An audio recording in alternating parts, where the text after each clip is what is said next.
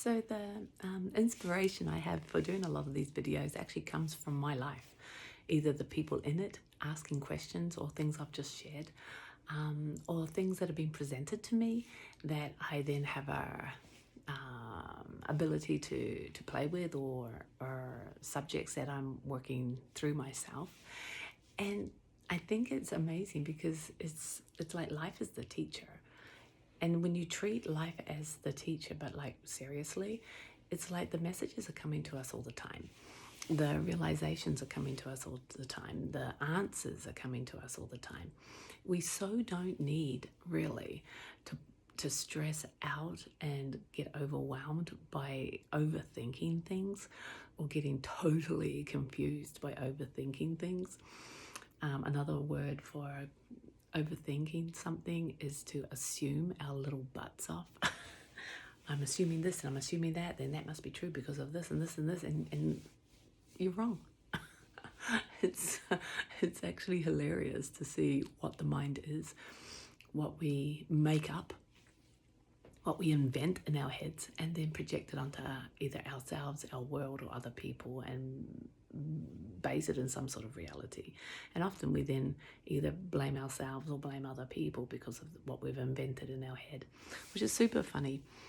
But it's kind of human nature, unfortunately, or fortunately. It's kind of what we've been trained to do, is to think and create scenarios and protect ourselves. It comes from all these survival instincts.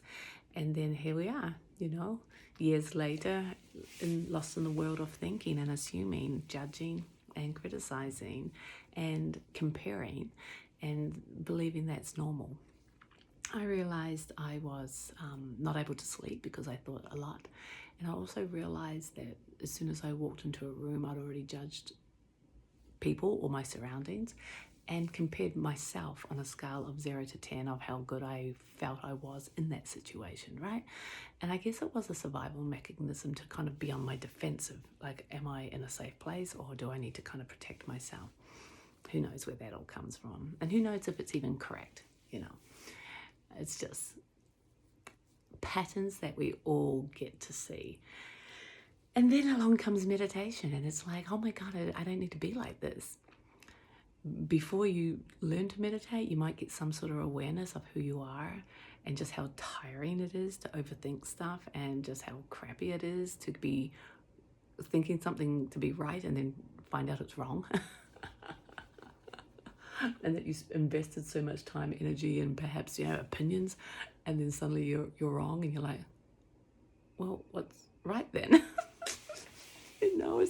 It's amazing. And so then you get a bit of an awareness of how thinking is a waste of time, but you kind of don't know how to get out of it. Or you just think it's normal. Then you've got this awareness that perhaps there is another way. And then, ta-da, along comes meditation, and here's this other way. And what's fascinating, that basically meditation is seeing what the mind is and seeing all the strategies and games going on inside your head. And then to actually become conscious of something that's there when you're not thinking. Really? Is there times when you don't think? And what is life like to actually be so present that you're just enjoying? And you actually do this more than you give yourself credit for. You can just sit on the beach and have an empty experience, a very present experience of just watching the waves, watching the sunrise, walking through nature.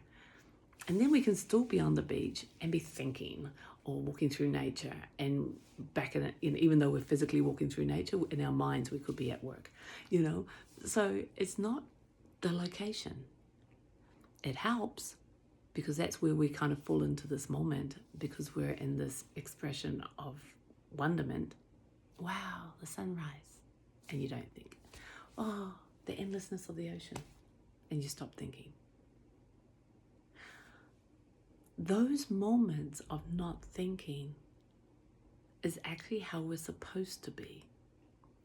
When we play with learning how to return to that beautifulness of being present and without thinking, we actually are returning to our true self, our true way of being, and there's a contentment, a happiness, a peace in that, a connectedness, a wholeness. It's not hard and it's not even weird. It's just different because we're so caught up in thinking, and we believe thinking and judging and that little voice telling us something's good or bad is normal, and it's not. It's not normal. It's not natural. What's normal and natural is actually to be present and empty of thinking and just completely present to what is without judgments. That's normal. And in that expression, you simply are. You are clear. You are present. You are 100% alive. And that's why I meditate, and that's why I teach meditation, because that's amazing. The rest of it's conceptual. It's not actually truth.